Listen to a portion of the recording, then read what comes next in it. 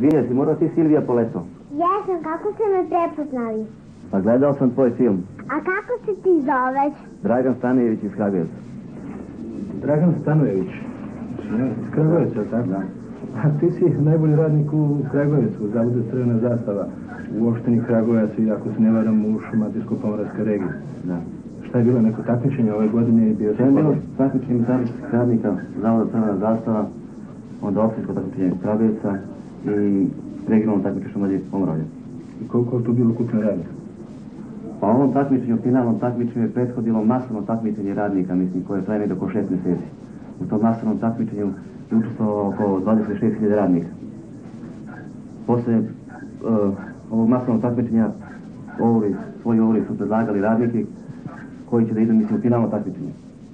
I na finalnom takmičenju je učestvovalo negdje oko 325 radnika.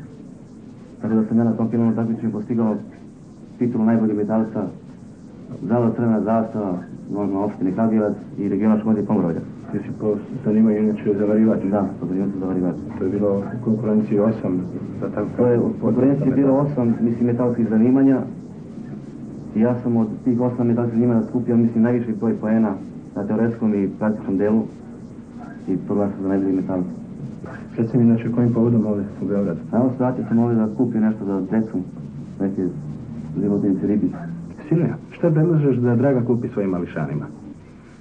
Predlažem kanarica, zlatnu ribicu